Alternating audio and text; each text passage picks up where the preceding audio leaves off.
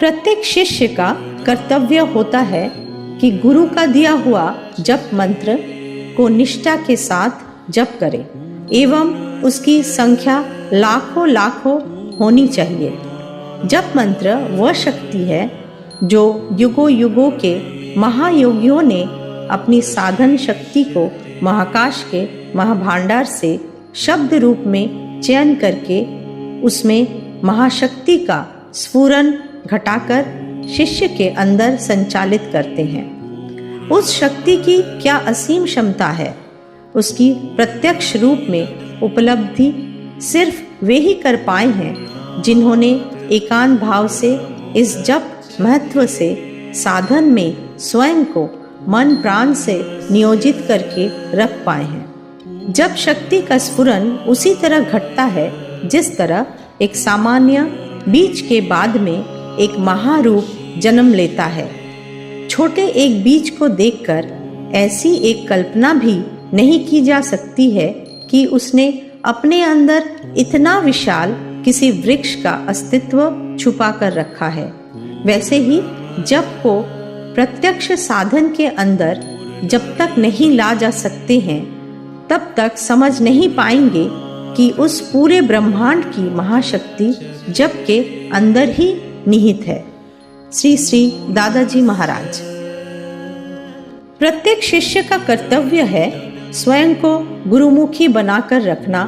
मन के अंदर जितने सब विकृत भाव जैसे ईर्ष्या, निंदा, द्वेष, घृणा, लज्जा, भय, क्रोध सहित जितने भी विकार है, इनसे निवृत्त होकर स्वयं को सहज सरल मन का भाव लेकर गुरु के सम्मुख स्वयं को उपस्थित करना। जब तक मन के अंदर विकार वर्तमान रहेगा तब तक तुम्हारी चिंता, भावना, कामकाज, भाव, प्यार सब अस्वच्छ अवस्था में रहेंगे। तब तुम तुम्हारे स्थूल मन के अधीन रहोगे और स्थूल मन लेकर सूक्ष्म की अनुभूति को कभी भी ग्रहण नहीं कर सकते हैं। इसीलिए गुरु के स्वरूप को जानने के लिए प्रत्येक शिष्य का कर्तव्य है स्वयं को स्वच्छ आईने की तरह साफ सुथरा रखना। श्री श्री दादाजी महाराज।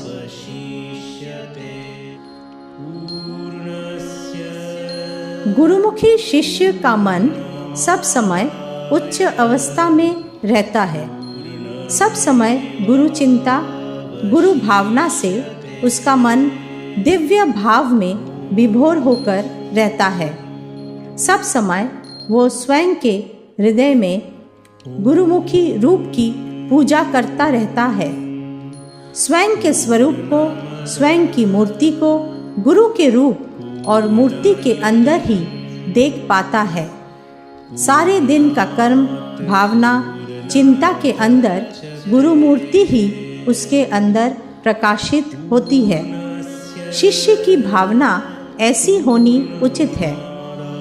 हे गुरुदेव, हे मेरे अंतर के प्राण, तोड़ के मेरा सब मान अपमान, लीजिए मुझे अपना बनाकर, देखने दीजिए मेरे अंतरात्मा से आपके और मेरे बीच में मन नहीं हो भेद, जान पाऊँ सिर्फ आप और मैं अभेद।